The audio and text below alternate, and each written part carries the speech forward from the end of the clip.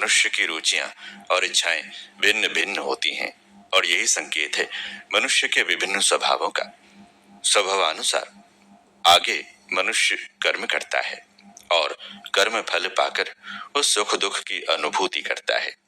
इस प्रकार देखें तो फल अथवा प्रारब्ध क्या मनुष्य के अपने हाथ में नहीं है? कितना सीधा गणित है। किंतु कितने व्यक्ति हैं जो इस बात को गंभीरता से सोचते हैं। स्वयं के जीवन के प्रति स्वयं ही गंभीर न होना उसकी अज्ञानता का प्रतीक है अथवा उपेक्षा वृत्ति का अथवा परिस्थितियों के गुलाम रहने की प्रवृत्ति का द्योतक है। विचार कीजिए, आखिर बात क्या है कि आप जीवन में प्रगति नहीं कर पा रहे हैं। ध्यान दीजिए कि आखिर क्यों आप अपनी अलग जगह नहीं बना पा रहे हैं। अपने आसपास के लोगों में निर्णय लीजिए, अपनी कमजोरी पर मुझे स्वयं ही विजय पानी है। आप मात्र गंभीर होइए अपने जीवन के प्रति। देखिए जीवन कितनी तेजी से प्रगति पर पहुंचता है। सोचिए आखिर जीवन है क्या, उसका अस्तित्व कहाँ है और उसमें गति कैसे आती है। निश्चित जानिए जीवन नाम है उस प्राण शक्ति का जो कि आप में समाई हुई है। उसका अस्तित्व है कालचक्र में जिसके सहारे वो स्थित है और उसमें गति है आपकी इच्छा शक्ति पर।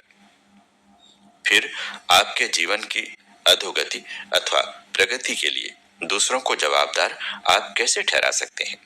गंभीर होइए अपने जीवन के प्रति। विचार कीजिए अपनी दिनचर्या की ओर और परिणाम लीजिए अपनी इच्छा के अनुसार। किसकी ताकत है कि रोक सके आपको? सीखना है तो मात्र वर्तमान में सही ढंग से जीने की कला, भूतकाल से शिक्षा लेने की आदत और भविष्य के प्रति आश्वस्त होने का संकल्प। वर्तमान के एक एक क्षण को कभी व्यर्थ मत जाने दीजिए। वही वर्तमान भूतकाल बनेगा और विश्राम के क्षणों में विचार कर लीजिए अपने क्रियाकलाप पर। आगे श्रम करने जब आप उठेंगे तो भविष्य ही वर्तमान बनकर सामने आएगा। अविलंब उसे पकड़ लीजिए और भिड़ जाइए अपने संकल्प को अमली जामा पहनाने की दिशा की ओर। आप आश्चर्यचकित रह जाएंगे ये देखकर कि सफलता आपके कदम चूम रही है। स्मरण रहे आप अपने स्वभाव में विकृति भर न आने देवें, अपनी इच्छा में कुरुचि का समावेश मात्र न होने देवें और आप अपने संकल्प में दृढ़ता मात्र बनाए रखें। अतिरिक्त समय में सदा सत्संग कीजिए, सज्जनों से संपर्क रखिए और स्वाध्याय की सुरुचि में आनंद लीजिए। आप देखेंगे कि दुर्गुण कैसे खुद ही विदाई लेते जा रहे हैं और सद्गुणों का समावेश स्वयं ही कैसे होते जा रहे हैं। है ना? कितनी छोटी बात किंतु कितनी अधिक सारगर्भित। इसकी अनुभूति कालांतर में स्वयं ही आपको हो जाएगी।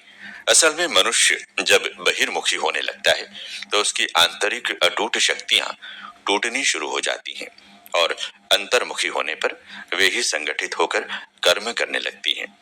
किसी भी महापुरुष को ले लीजिए, उसकी जीवनी पर विचार कीजिए तो पाएंगे कि सफलता का राज मात्र इतना ही है कि उनकी संकल्प शक्ति प्रबल होती है और अपनी सुरुचियों पर दृष्टि निरंतर बनी रहती है। सोचिए, सुरुचि का निर्माण क्या मनुष्य के अपने हाथ में नहीं है?